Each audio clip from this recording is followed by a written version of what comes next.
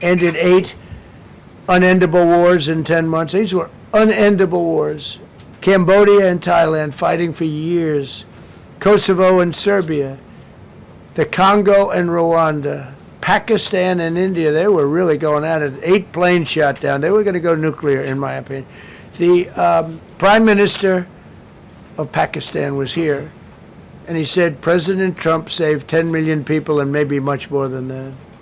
They're both nuclear countries. Israel and Iran.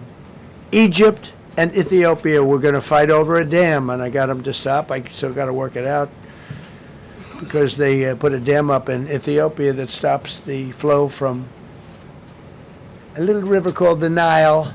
I always think of the Nile being in Egypt, you know, beautiful Nile with the pyramids, but they put a dam up. You know who paid for the dam? The United States of America. It's the biggest dam, I think, in the world. They put a dam up. I said, how did you let that happen? Why would we have done that? We financed it. This country would.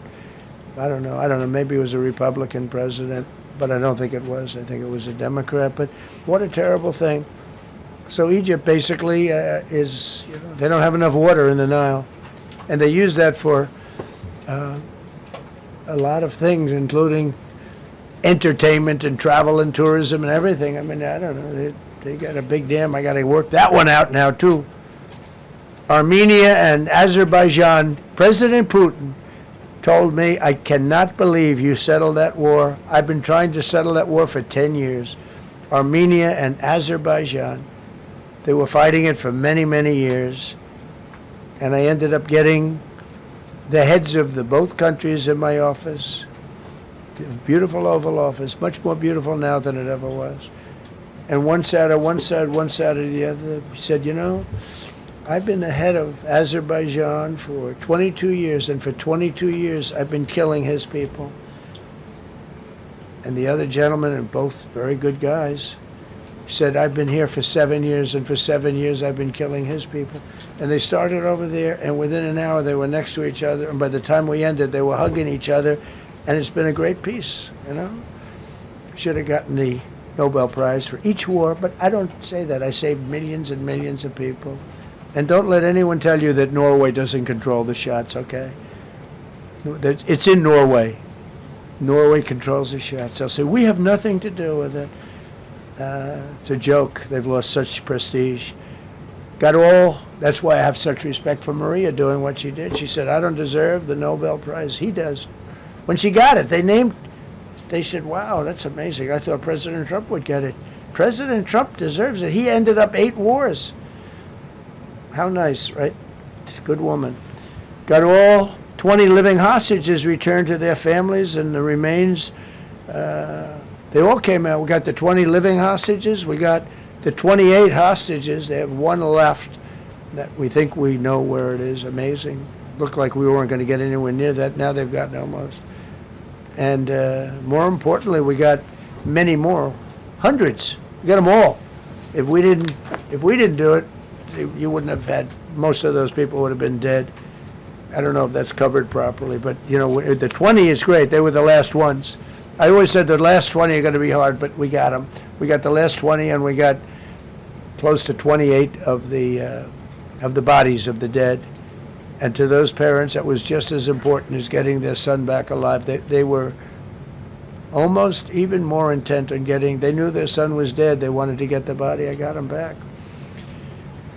We just created the Board of Peace, which I think is going to be amazing. I wish the United Nations could do more. I wish we didn't need a Board of Peace, but the United Nations, and you know, with all the wars I settled, the United Nations never helped me on one war.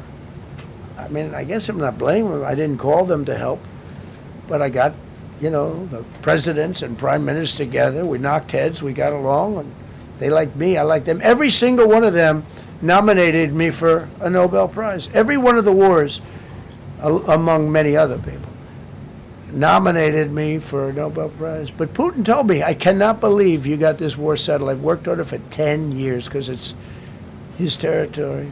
Rescued 83 American hostages and citizens detained from abroad without paying a lot of money. Paid no money. apprehended terrorists responsible for the Abbey Gate bombing that claimed the lives of 13 U.S. service members in Afghanistan, the lowest point in the history of our country. That was a Biden disaster. I was getting out, but I was getting out with dignity and strength. We were the boss. Oh, we were the boss. They wouldn't do a thing against us. And this very stupid person got in, and what a shame. They should have left from Bagram, which is the big military base, which has hundreds of acres around it. Should have left from Bagram. Terminated visas of Hamas sympathizers and deported pro-jihad foreign nationals. Got NATO members to agree to raise defense spending to 5% of GDP from 2%, and they pay the 5%, and they didn't pay the 2%. And by the way, I did more for NATO than any other person alive or dead. Nobody's done for NATO. And I think for the most part, they'll tell you that. I think you could ask the Secretary General.